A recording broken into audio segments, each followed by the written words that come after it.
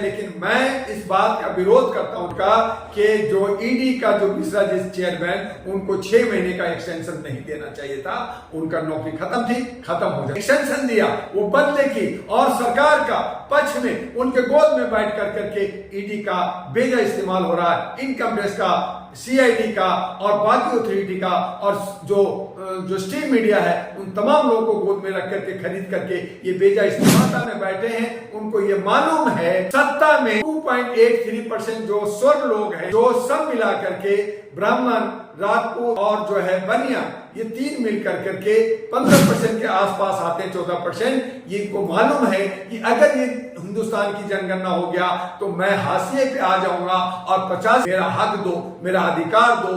तुमने सनातन करके, तुमने वन में बना करके, तुमने जात में बांटा था, तुमने धर्म में बांटा था, मेरा अधिकार दो। तो उससे डर रहे हैं कि महोदय, मैं बहुत हैरान और परेशान हूं कि हमारे आदरणीय, माननीय, सम्माननीय देश के प्रधानमंत्री 150 करोड़ के प्रतिनिधित्व करते हैं और झूठ बोलते।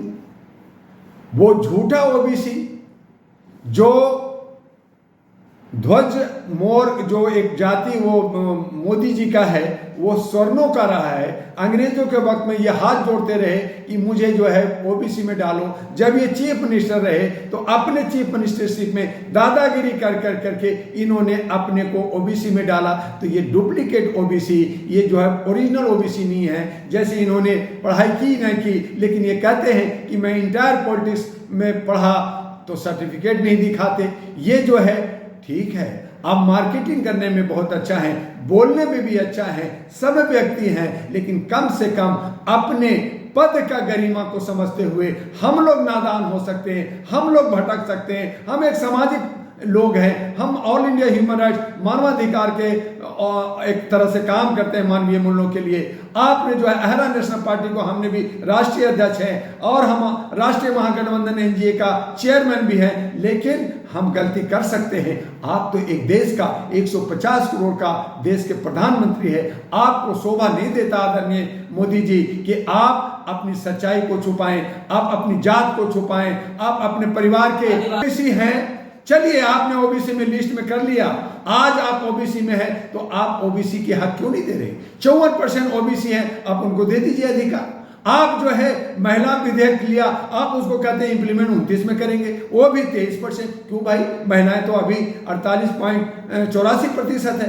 और अगर जनगणना, राष्ट्रीय जनगणना हो जाए तो 50% से ऊपर हो जाए तो कहां जनगणना का तोड़ और काट नहीं। वो इसलिए कि जो आरएसएस बीजेपी सरकार है, जो सत्ता में बैठे हैं, उनको ये मालूम है कि सत्ता में 2.83% जो स्वर्ण लोग हैं, जो सब मिला करके ब्राह्मण, राजपूत और जो है बनिया, ये 3 मिलकर करके 15% के आसपास आते हैं, 14%। ये इनको मालूम है कि अगर ये हिंदुस्तान की जनगणना हो गया तो मैं हाशिए पे आ जाऊंगा और 85% लोग कहेंगे मेरा हक दो, मेरा अधिकार दो। तुमने सनातन करके, तुमने वन में बना करके, तुमने जात में बांटा था, तुमने धर्म में बांटा था, मेरा अधिकार दो। तो उससे डर रहे हैं कि मेरी हमेशा आज ओबीसी 54% है, आपने आरक्षण 27% दिया।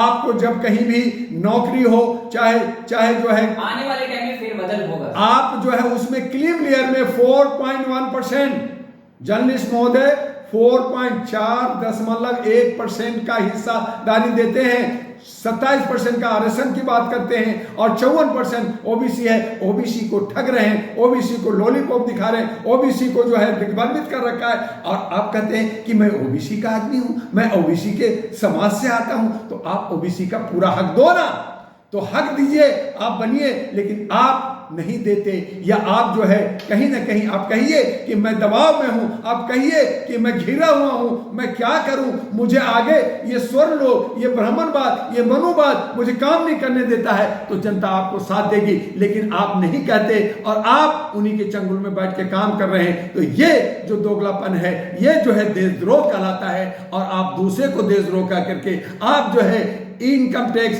ईडी और जो है सीबीआई का डरा कर करके आप विपक्ष को, आप सामाजिक संगठन को, आप जर्नलिस्टों को डरा करके जेल भेजते हैं, तो ये कौन सा लोकतंत्र है, ये कौन सा जमहूरियत है, ये कौन सा जो है गणराज्य है जो हम सेकुलर देश की बात करते हैं। कहीं ना कहीं हम गुलाम हैं और मानसिक गुलाम हैं, और आप डंडा मार रहे हैं। आप कहते हैं कि मैं चौकीदार हूं, आप कहते हैं कि मैं जो है सेवक हूं, तो सेवक का जो दायित्व है उसको पूरा कीजिए, जनता आपके साथ होगी। जैसे लोग कहते हैं, मैं भी कहूंगा जय हो मोदी जी और नमो मोदी जी हम भी कहेंगे, लेकिन आप 150 करोड़ की जनता का, चाहे वो हिंदू हो, मुसलमान हो, सिख हो या ईसाई हो, चाहे हिंदी बोले या अंग्रेजी, सभी का आप प्रतिनिधित्व करते हैं। ये लेकर के आप चलिए, लेकिन नफरत फैला करके, मंदिर मस्जिद कर करके मुसलमानों को सीट नहीं देंगे, हम दलितों को सीट नहीं देंगे, आदिवासियों को नहीं देंगे, पढ़ने देंगे, और एकाध को लॉलीपॉप दे कर करके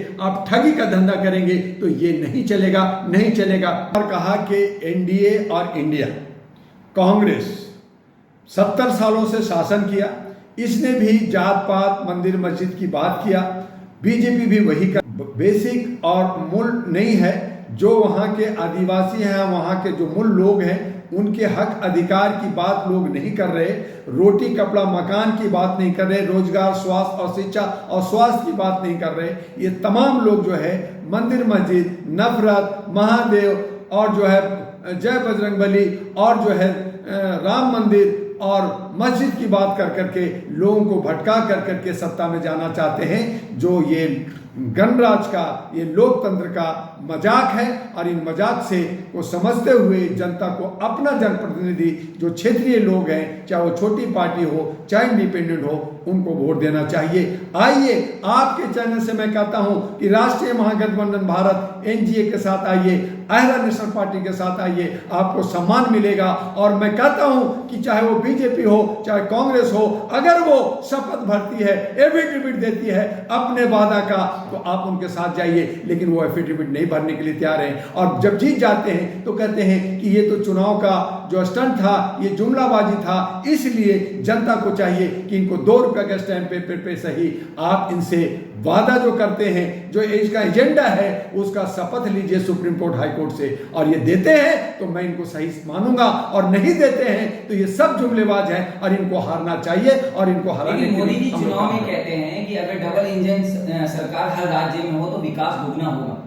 जहां पे सत्ता वहां पे विकास, जहां पे सत्ता वहां पे विपक्ष भी मजबूत होना चाहिए। जो विपक्ष इसलिए होना चाहिए कि सत्ता जो है तनाशाह ना हो जाए। तनाशाह होगा तो वही कह रहे हैं हिंदू राष्ट्र लाऊंगा, वही कह रहे हैं कि मैं पार्लियामेंट के अंदर संगूर छड़ी रख दूंगा।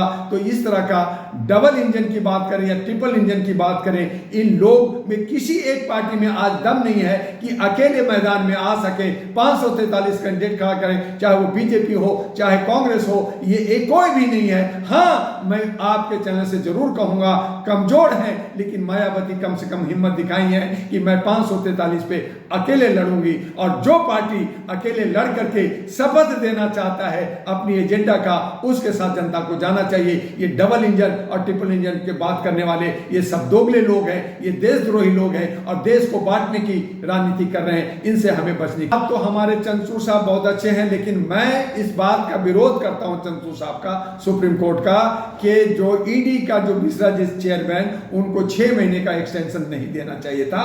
उनका नौकरी खत्म थी, खत्म हो जाना चाहिए था, लेकिन एक्सटेंशन दिया वो बदले की, और सरकार का पक्ष में उनके गोद में बैठ कर करके ईडी का बेजा इस्तेमाल हो रहा है, इनकम टैक्स का, सीआईडी का और बाकी अथॉरिटी का, और जो स्ट्रीम मीडिया है उन तमाम लोगों को गोद में रख करके खरीद करके ये बेजा इस्तेमाल कर रहे हैं। और इसका इस्तेमाल गलत जाएगा, लोकतंत्र के खिलाफ जाएगा, और साथ ही मॉब लिंचिंग होगा, आपका जो है दंगा फसाद होगा, और इसी इलेक्शन 2024 से पहले आपका हिंदुस्तान पाकिस्तान का लड़ाई दिखाएंगे, आतंकवाद दिखाएंगे। ये तमाम तरह से मुख्य मुद्दा से हटा कर करके ये अपने लोगों को डरा कर करके, और चंद लोगों के अपने जो है चमचा टाइप के लोग जो हैं, जो इनके साथ जयचंद लोग घुसे हुए हैं, चाहे वो हिंदू हो या मुसलमान हो, चाहे मुल्ला हो चाहे पादरी हो, ये तमाम लोग जयचंद लोग इनको जो है जिताएंगे, और ये सत्ता में आकर करके और जो है दलित शोषित का और शोषण करेंगे, और मूल निवासी और जो हम बहुसंख्यक हैं वो हम जो है ठगे के ठगे रहेंगे। जरूरत है एकता का और